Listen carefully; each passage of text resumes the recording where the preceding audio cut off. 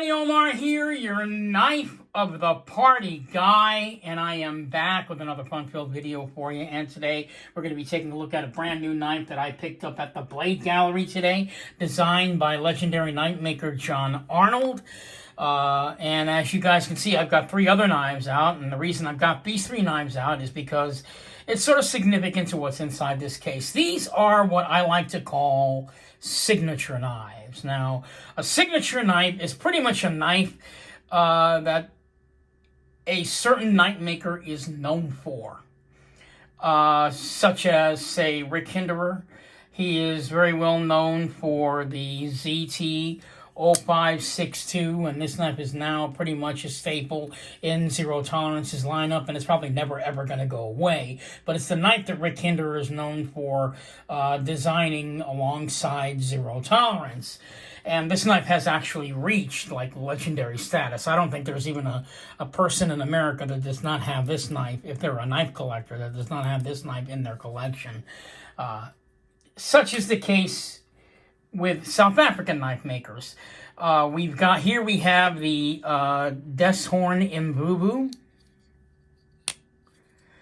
We also have the Lex K by Trevor Berger, and the Compact 51 by Andre Thorburn. Now, each of these knives have pretty much shot each of the knife maker up as sort of like to pretty much like rock star status, I'm going to say. I know that's kind of over-exaggerating, but in the world of knife making, having a signature knife that defines you as a maker helps.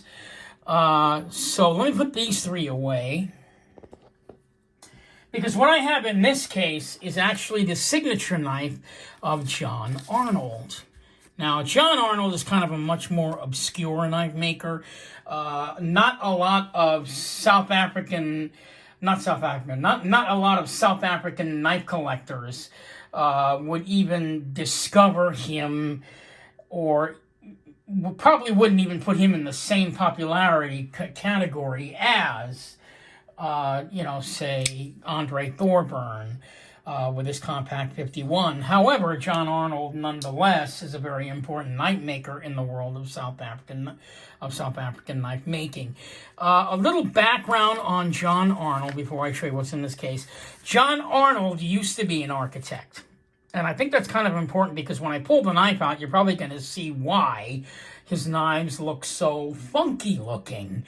So let's go ahead and get right into it. The name of this particular knife model made by John Arnold is called the Mufata. And it is probably the signature knife that defines him. Unfortunately, the knife seems to have gotten lost somewhere along the way. I know that people have ordered this knife, and they do enjoy the knife quite a bit. But I have this impression, this is just my opinion, that no one even comes close or comes near this knife without being exposed to one of these guys here. Because you have to kind of get used to the South African taste. So once you own one of the three knives that you see here, then your mind can open up a little bit and go for something like that. Because this knife, while it's just as much of a tool as the other three knives that I pulled out, it's more of an artwork, I think, in my opinion. And this knife can only be made by an architect. I mean, take a look at the shape of it. Because we're going to get the specs in a second. But take a look at the shape of this thing. First of all, it's really wide. It's a wide-ass looking knife. The thing is just really, really thick. At the same time, it looks a little funky, a little weird, but here's the kind of where we get into sort of like MC Escher type thing.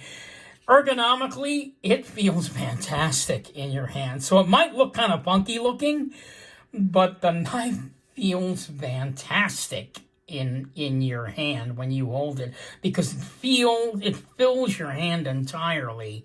So let me describe this knife to you. What we have here is a I'm going to say it's like a modified draw point with this swedge coming down on it. We've got an M390 blade. We have zirconium bolsters and white Westinghouse handles with a carbon fiber backspacer and blue titanium liners. So that is basically and of course a black titanium pocket clip.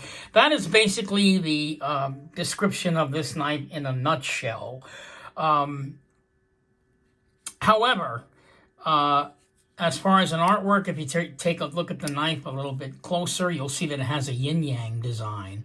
But if we look even closer, it's more, I mean, I didn't even notice this, but he did design this sort of like a yin-yang type of thing. If you take a really good close look, we've got white Westinghouse handles with gold screws. And then once the knife shifts over into the zirconium bolsters, you got blue screws to match the blue liners. So I thought that was a really, really elegant choice as far as aesthetics go. And the yin-yang does stand out. It does look fantastic on here. As far as the pointing the knife, it's more of an index finger flipper. It's a front flipper knife, but it's more of an index finger front flipper. That's the most comfortable way of flipping the knife. You can use your thumb, but you kind of have to position your thumb in a certain spot, because what happens is, because the knife has these pointy edges sticking out at it, it's a little bit uncomfortable to do it with your thumb, but you can do it. And of course, after a while, you will get used to doing it with your thumb. So I kind of got the idea when I bought this knife that, yeah, I think he approached it like a building when he created the knife. It just seems like I see the influence of an architect when I look at this knife. But yet at the same time, it also works really well. He's got a lot of jagged edges, but then he's also got nice curves where there are nice curves that are needed to create the ergonomic effect of how comfortable this knife is. He doesn't give you any jimping on it, which is fine, because it's a tactical folder, believe it or not. This is the certificate of authenticity for the piece, and it does say that it is a tactical folder. This is also a knife with ceramic bearings in it. Now, as far as I understand it, John Arnold does not use ceramic bearings quite often, but I don't recall if I actually asked to have ceramic bearings on it, but it did make a difference in the smoothness. And I've talked about this before as far as ceramic bearings versus tool steel ball bearings. A lot of people say, well, ceramic bearings make the knife smoother.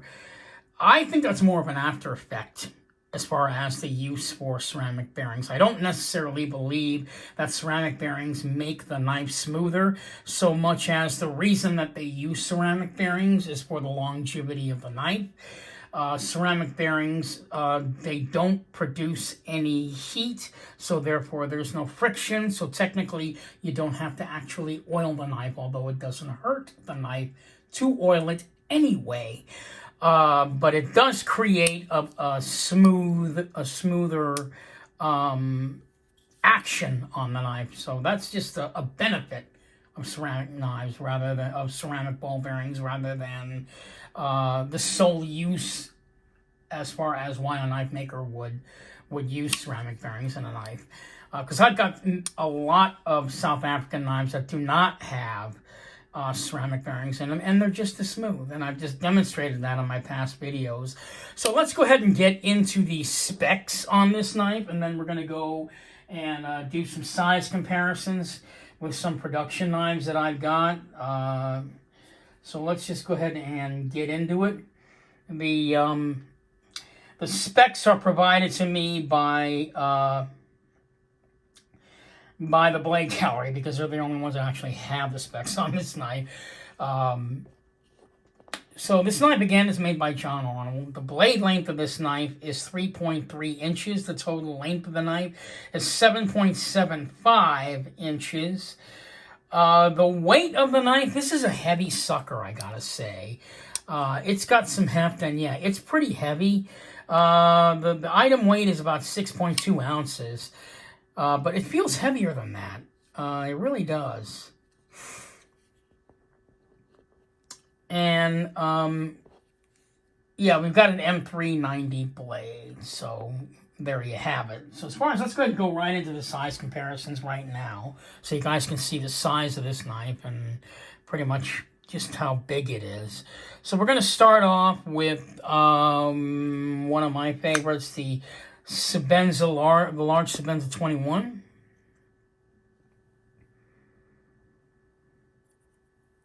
And how about the 0562?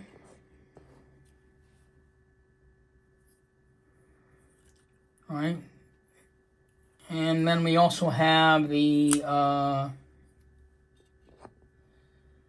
Boost Blades Smoke 2, second iteration of this knife. And we'll go ahead and put it up against the Spyderco Swish Bowie.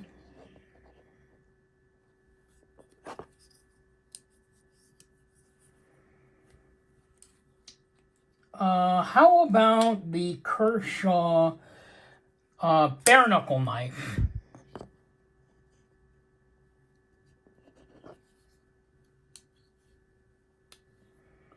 And then finally, let's put it up against the Sebenza 21. So as you can see, the Mufata is a medium-sized knife. It's almost the same. Well, actually, I got that one. Yeah, I mean, it's almost the same size, close to the same size as the Sebenza 21, but not quite. Yeah. So this one pretty much falls into the medium-sized category. But like I said, the knife has got a lot of heft to it. And, I mean, ergonomically, and this is why I call this like an MC Escher piece, is because the knife looks so funky looking, you would think that when you hold it in your hand, that there's no way in the world this is going to be ergonomically comfortable, and it's probably more comfortable to hold in my hand than any of the knives that you just saw me do the size comparisons for. It feels fantastic. It really, really does. And I do love the way it fills my hand up. You know, if I get a good grip on it, I don't feel like any kind of like jagged edges that are sticking out. It's just real ergonomically comfortable. It's got a really nice sharpening choil right there, so you can sharpen all the way to the end. I can't remember the name. I forgot what I think it's Ricasso. I know I got it wrong. I'm pretty sure my buddy James will correct me on that. But yeah, that's the sharpening choil right there, so you can sharpen it all the way to the end.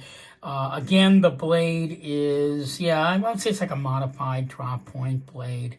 I do love the 3 holes in the knife. That is kind of nice. It also allows you to middle finger flick it. It's very comfortable to do that as well. But yeah, the ultimate way is with the with the front flipper piece with your index finger. The combination of materials on this knife, which are so simple with the zirconium and the white Westinghouse and giving that yin-yang look to it, I think it's probably one of the most artistic looking knives I've ever come across. I mean, you know, it makes just as much of an impact, as far as I'm concerned, as, you know, as much of an impact in the knife community, say, as the Death's Horn Imbubu. And I'm just kind of surprised that it doesn't get as much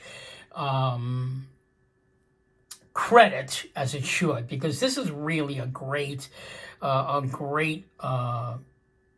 artistic vision for a knife, as far as I'm concerned. And I think it's probably because this knife, more than any of these other knives that I pulled out, these kind of represent, let me move this up here, these kind of pretty much represent you know, knife. You see it and you know, and aesthetically it looks like a knife, whereas this looks like a foreign animal to most people. But what's nice about this knife is that the materials on the knife are not exotic. It's just that it's exotic in shape, which in my opinion makes it a real art piece as far as what you can do to the shape of a knife and yet still retain a tool-like quality. But yeah, like I said, this is his signature knife. It's not very, very popular. He has, and I'll be right back.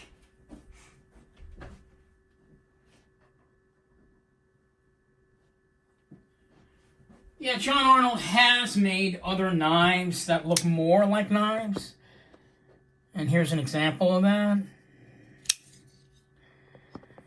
Right? I mean, it's not so far off, but this really is a little bit too far away from, you know, as far as design goes, from the idea of a knife. Now, Mufata basically comes from, basically means fat man. And that's another thing that I forgot to mention.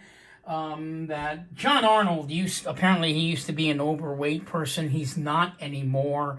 As far as I understand it, he has lost weight. But this is the first knife that I've ever come across where the knife maker made it a more personal, you know, he designed the knife after kind of himself in a way.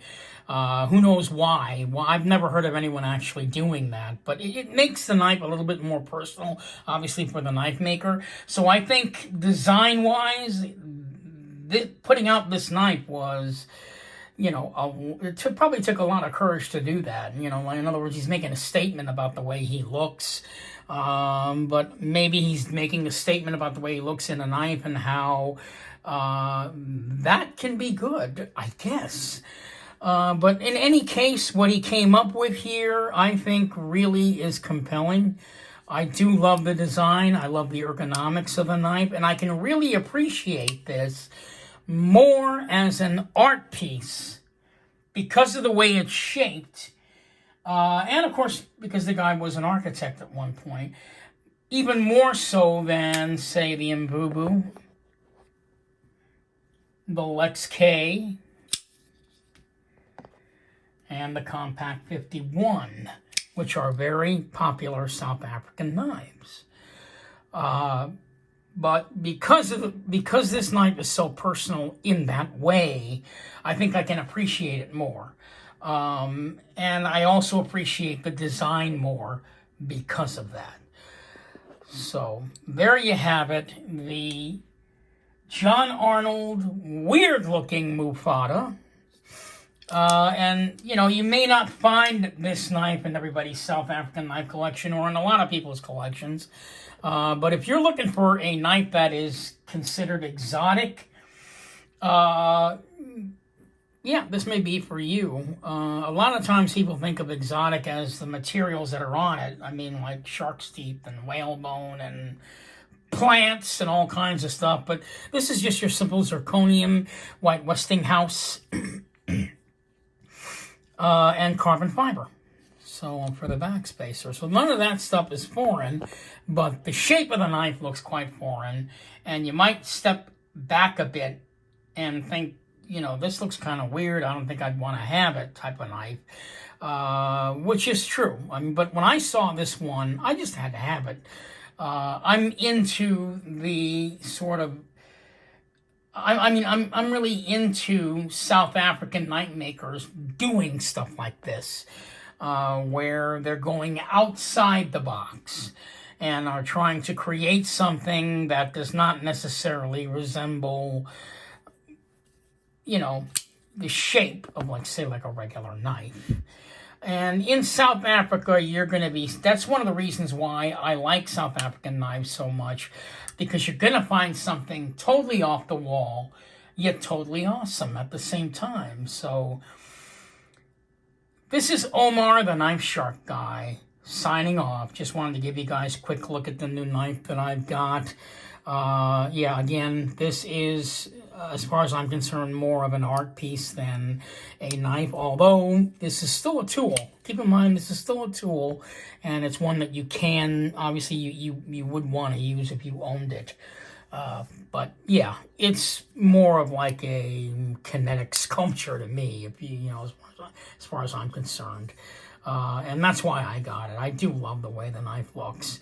And I'm proud to have this in my collection. And I think it just basically means that, you know, not that I'll necessarily go for just about anything, but owning a piece like this means that I've opened my mind up to other possibilities. So this is Omar the Knife Shark, guys, signing off, hoping maybe if you want to be a little daring, you'll find this piece in your knife collection someday. Thank you so much for watching, and I will see you guys in my next video. In the meantime, you guys have a fantastic Friday evening.